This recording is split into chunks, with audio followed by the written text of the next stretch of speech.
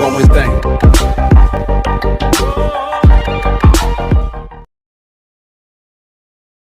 Hello friends, and welcome to another class by Daily English Classroom. In today's class, we are discussing something about the lesson poetry. I hope all of you have watched the last video, which was about the poem Poetry by Pablo Neruda. I hope you understood the poem. Today, we'll go through the question answers of that poem. Question number 1. Do you think the speaker in the poem earnestly wishes to be a poet? Which line says so? This is the question. Do you think the poet is earnestly means very seriously. Do you think he is seriously wishing to be a poet? And which line tells us that he really wants to become a poet? So we know that in the poem, he was not actually trying very hard to become a poet, but instead poetry came searching for him. So we can write it like this: no, he does not. Poetry arrived in search of me, which is the line taken from the poem. So seriously, he did not try to become a poet, but it was poetry who came and touched him. Question number 2. What is the figure of speech used in the expression poetry arrived? We know that the poet has said like this: poetry arrived in search of me, and it touched me. What is the figure of speech used here? Is personification. What actually is a personification? Personification is a figure of speech in which you give the attributes or the qualities of a human being or person to a non-human things. Here poetry we know is not like a person, but here poetry is given the qualities of a person, and he is considered like a person who is coming searching for the poet and touch him with his hands. So there is a personification. Question number 3. Winter is a season when everything seems frozen and lifeless, whereas the river represents the flow of life. Find out similar expressions of contrast from the poem. In this poem, we can see many contrasts. Now, what are contrasts? Contrasts mean opposite things. Like words that you find in this poem is words and silence. Then winter and river, opposite things. Question number 4. What was the poet's condition before poetry arrived? So in this poem, the poet was talking to us in detail. What are the changes that happened to him once he was touched by poetry? Before the coming of poetry, he was without a face. He was dumb and deaf. And then when the poetry touched him, he became a new person. So the question is to write about the condition of the poet before the arrival of poetry. That we can write: he was without a face. He did not know what to say. His mouth had no ways with names. His eyes were blind. He was blind and dumb. Question number 5. What happened to the poet when the poetry arrived? When the poetry arrived and it touched him, he became a new man, and there started some kind of a fever, and he is reminded of the forgotten wings. A fire started in his soul, and he remembered his forgotten wings. He made his own way of understanding that fire that started. He started deciphering that fire which was already started in his soul. Question number 6. How did the poet show that after the arrival of poetry, his imagination knew no bounds? The poet showed that after the arrival of poetry, his imagination knew no bounds. Now, what's the meaning of knew no bounds? There are no limits, unlimited. He could imagine anything in the world. He remembered his forgotten wings. The wings of imagination can take him anywhere, as imagination has no limitations. He could reach anywhere, and he felt like he got the keys to everything. Question number 7. Poetic intuition is like seeing without eyes. Which line says so? The lines are, my eyes were blind and something started in my soul. Question number 8. What does fever or forgotten wings indicate? They indicate the floods of ideas that surge through his mind. The wings of imagination are taking him into any place in the world. So fever starts for a new change that happened to the poet once he was touched by poetry, and the forgotten wings are the inborn talents of a person. And he becomes aware of those wings, and using these wings, he can fly and reach anywhere. Question number 9. How does the vast, infinite and complex universe unfold itself before the poet in the poem? The answer is, suddenly he saw the heavens opening up. He saw the planets and palpitating plantations. He saw perforated shadows riddled with arrows, fire and flowers and the winding night, in fact, the universe itself. Question number 10. What do you think is referred to as fire and flowers? So in this poem, the poet is talking about the fire and the flowers. What does it actually refer to? Fire stands for the sun and the flowers stands for the stars. Figuratively, fire can mean actually the imaginative power, the imaginative skills of the poet. And flowers can mean the thoughts and ideas.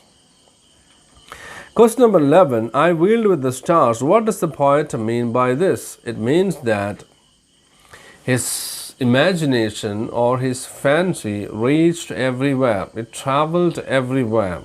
He could go to any place that he wanted, and there were no limits to his fantasy.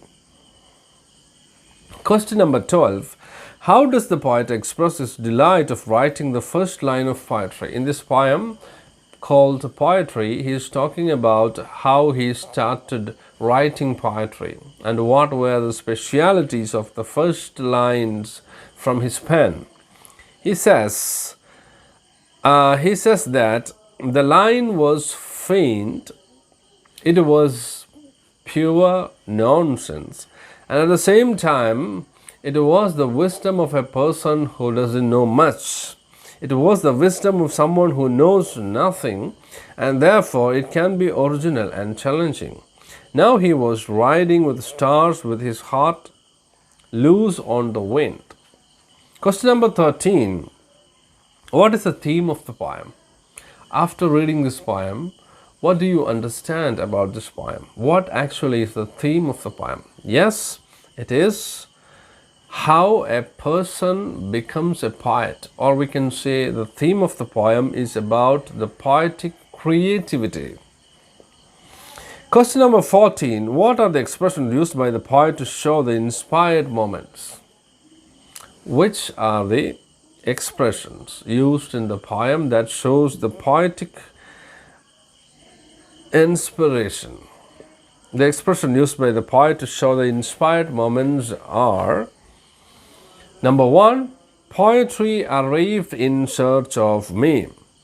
Something started in my soul. Suddenly I saw the heavens unfastened and open. I wheeled with the stars. My heart broke loose on the wind. These are some expressions used in the poem that talks about the poetic inspiration. Question number 15. What is the tone of the poem?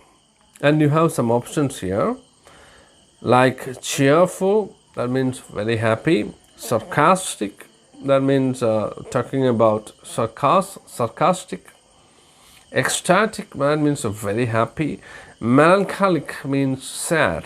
So what's the answer? Ecstatic. Ecstatic means a kind of happiness that you cannot express with the words.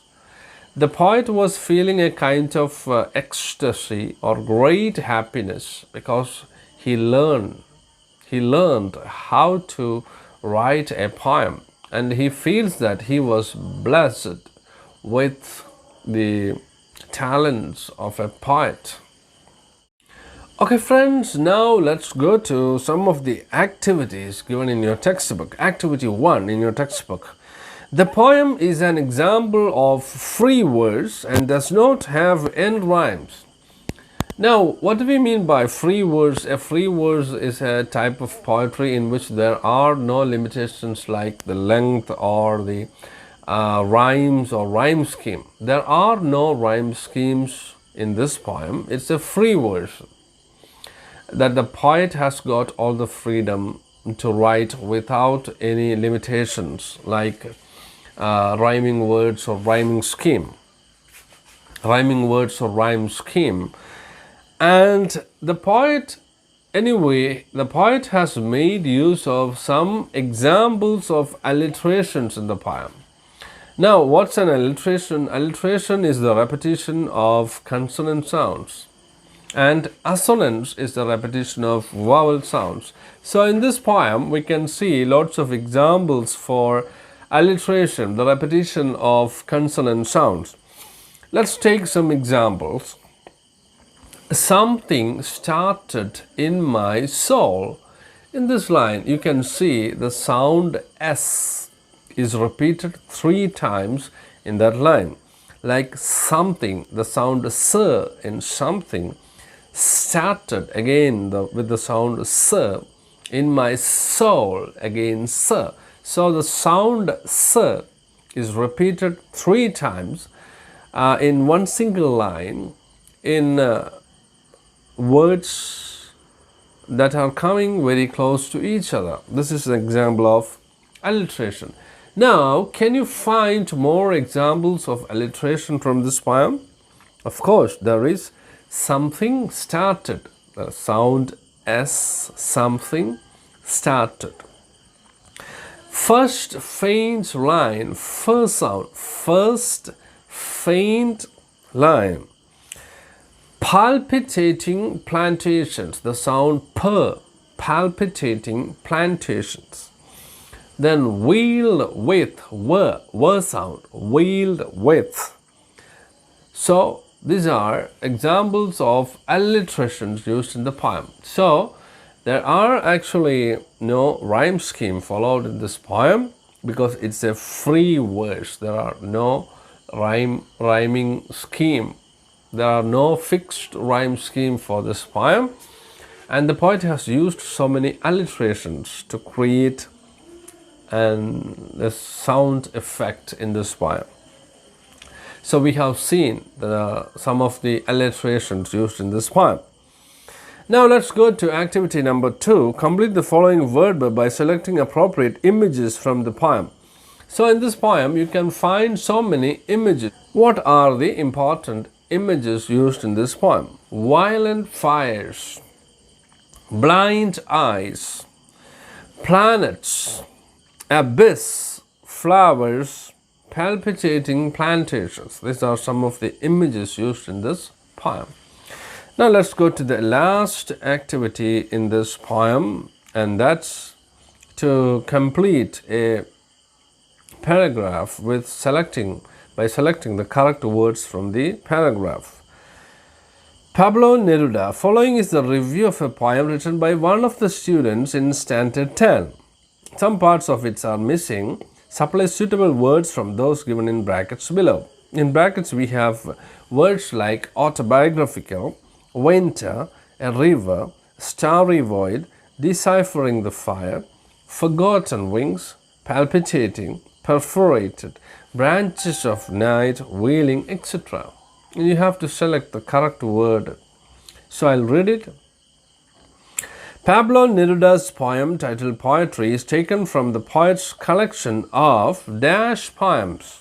And the word that you can use here is autobiographical poems, which appeared under the title Isla Negra, the name of his place of residence in Chile. Poetry is the inner evolution of a poet in the making. It is as abrupt and unexpected as if summoned by a mysterious poet whose origins are unknown. Where does it come from? The poet doesn't know. Whether it is from dash or dash. Now you can write winter or river. Perhaps it came from the dash. That you can write the starry void, which symbolizes obscurity and mystery. The poet is trying to express the inexpressible. It is like dash, deciphering the fire. The fire is an inner fire, the fire of poetic inspiration. Similar images occur at many places in the poem. It is something that started in his soul like dash wings. Forgotten wings, that you can use forgotten wings, also stand for the same inspired state of mind when the poet will be able to take a flight of imagination. When he started to write, the first line seemed to be pure nonsense. Then the poet saw the dash plantations. What type of plantations? Palpitating plantations. And dash shadows. So from this poem, you can see it's perforated shadows. In Keats' poem, Ode to Nightingale, we come across a similar expression, viewless wings of poesy. Through creativity, the poet experienced a kind of inner expansion which discloses the vast expanse of the universe before his inner eyes. It is like being drunk with a dash or dash with the stars. So there you can write branches of night and wailing.